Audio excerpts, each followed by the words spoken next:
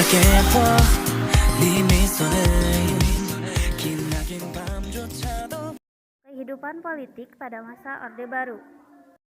Jika kita bicarakan soal Orde Baru ini, pasti yang teringat adalah nama Soeharto selama 32 tahun, waktu yang tidak sebentar. Masa kepemimpinannya banyak kebijakan yang memiliki pengaruh yang cukup besar terhadap berjalannya negara kita ini, mulai dari kebijakan politik dan juga kebijakan ekonomi. Kebijakan politik yang dikeluarkan terbagi menjadi dua, yaitu kebijakan politik dalam negeri dan luar negeri. Masing-masing kebijakan tersebut dikeluarkan berdasarkan kebutuhan negara. Idealnya, kebijakan yang dikeluarkan adalah yang menguntungkan dan mengedepankan kepentingan rakyat banyak.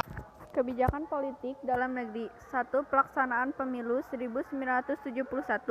Pemilu yang telah diatur melalui SI MPR 1967 yang mengatur pemilu akan dilaksanakan pada tahun 1971 ini.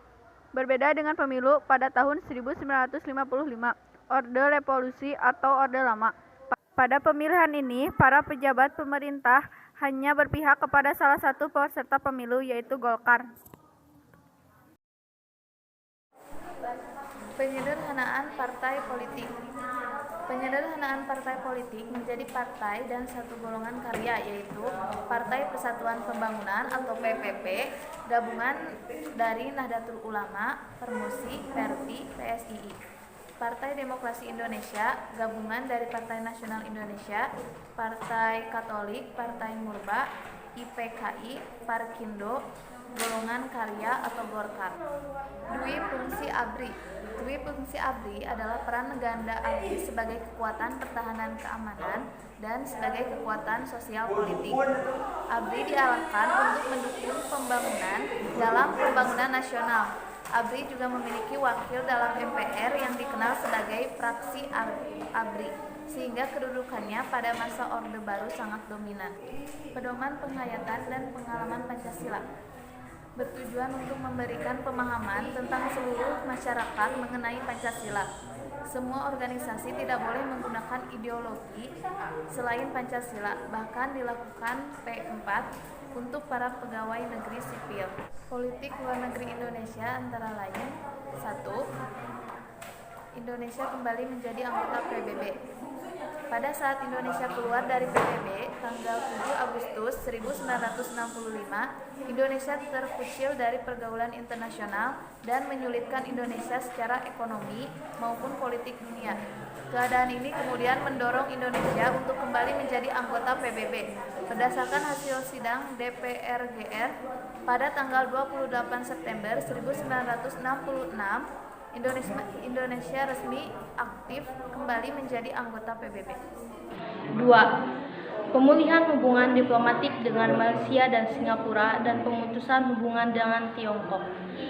Pada tahun 1965, terjadi konfrontasi antara Indonesia, Malaysia, dan Singapura. Untuk memulihkan hubungan diplomatik, dilakukan penandatanganan perjanjian antara Indonesia yang diwakili oleh Adam Malik dan Malaysia yang diwakili oleh Tun Abdul Razak. Pada tanggal 11 Agustus 1966 di Jakarta, pemulihan hubungan diplomatik dengan Singapura melalui pengakuan kemerdekaan Singapura pada tanggal 2 Juni 1966. 3. Memperkuat kerjasama regional dan internasional. Indonesia mulai memperkuat kerjasama baik regional dan internasional dengan melakukan beberapa upaya, yaitu bisa dilihat kehidupan ekonomi. Pemerintahan Orde Baru memiliki slogan yang menunjukkan fokus utama mereka dalam memperlakukan kebijakan ekonomi, yaitu trilogi pembangunan. Bukan tanpa dasar, trilogi pembangunan dibuat karena Indonesia mengalami inflasi yang sangat tinggi pada awal tahun 1966, kurang lebih sebesar 650% setahun.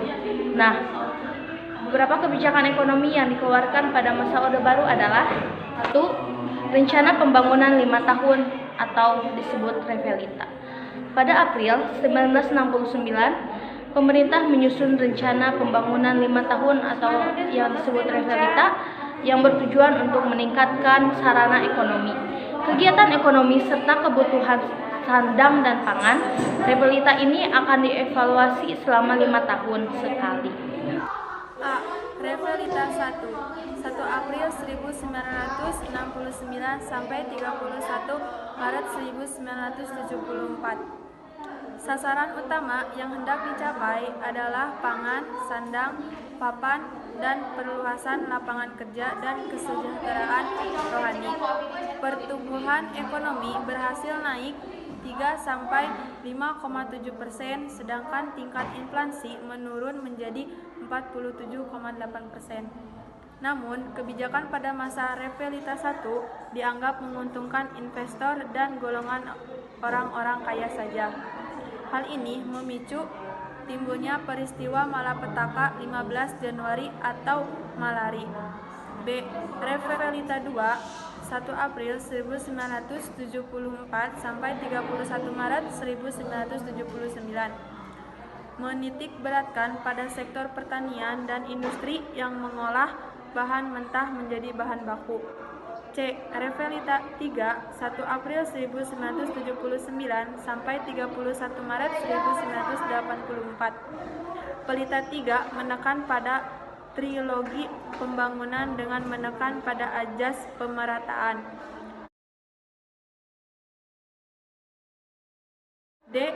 Revelita 4, 1 April 1984 sampai 31 April 1989. Menitik beratkan pada sektor pertanian menuju swasembada pangan dengan meningkatkan industri yang tepat menghasilkan mesin-mesin sendiri.